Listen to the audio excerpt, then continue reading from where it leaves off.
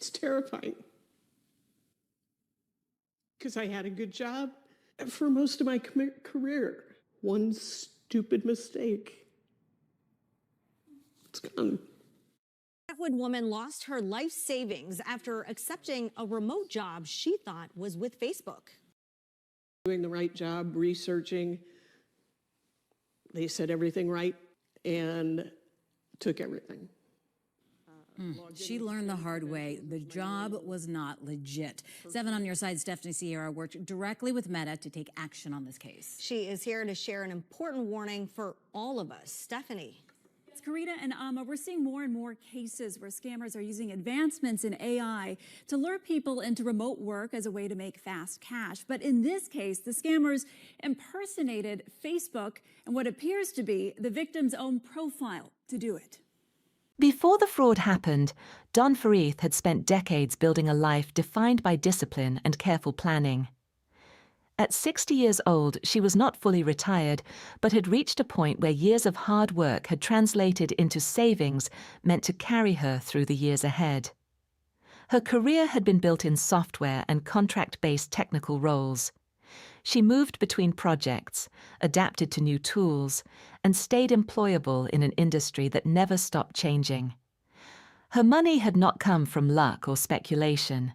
It had been earned contract by contract, with the quiet expectation that experience and discipline would eventually provide security. The savings she had accumulated were not extra. They represented housing, transportation, medical needs, and the ability to remain independent. By the fall, she had just wrapped up a contract with a Bay Area software company and began searching for her next opportunity. She expected, as she had many times before, to find another remote role that matched her skills. The search felt routine. She updated her profiles, responded to outreach messages, and reviewed listings for part-time remote technical work. When an email arrived describing a remote opportunity connected to Facebook's advertising systems, nothing about it felt immediately suspicious. It referenced ad management, AI tool testing, and short task-based assignments. The hours were manageable. The initial compensation was modest. There was no demand for upfront payment. The tone matched dozens of legitimate recruiting messages she had received over the years. She responded. Shortly after, she was contacted by a woman who introduced herself as Lily. Lily explained that the role involved placing advertisements through Facebook's Ad Management Center as part of a beta testing process for AI-driven tools. The language was familiar: beta testing, dashboards, digital wallets, ad placement metrics. These were not foreign concepts. They fit her professional background exactly. There was no urgency in the early exchanges. Instead, there was reassurance. Training would be provided. A mentor would guide her through onboarding. The process that followed mirrored legitimate remote work experiences she had already lived through. Communication shifted to WhatsApp, a detail that, in isolation, did not feel alarming. Many international contractors use third-party messaging platforms. She was asked to log in to what appeared to be a Facebook-based platform. When she accessed it, she saw her own Facebook messages and profile information displayed.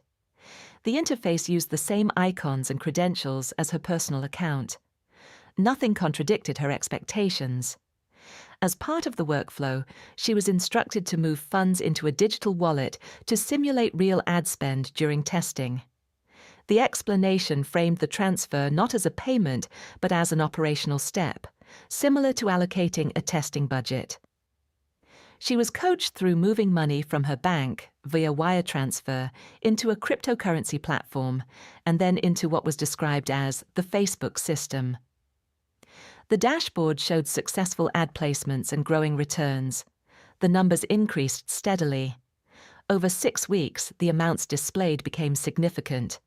The system suggested that once a final ad was placed, she could withdraw everything. The figures shown far exceeded what she had originally transferred. It appeared the funds already belonged to her, simply waiting for completion.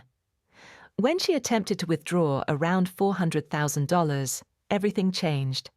She was told she had made a procedural error. The tone shifted from instructional to authoritative. Messages arrived from what was presented as Facebook customer service. She was told her account would be frozen unless she paid a 20% penalty immediately to correct the error. The pressure intensified. Instructions came faster. The mentor who had guided her calmly began pushing her to act immediately.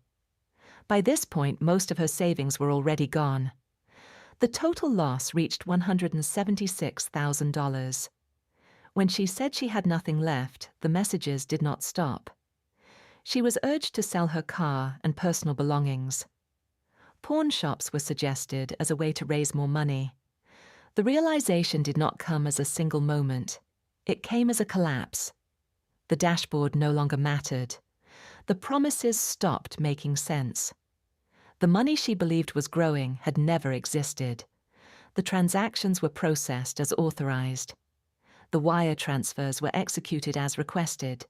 The cryptocurrency conversions were irreversible. From a policy standpoint, the actions appeared voluntary.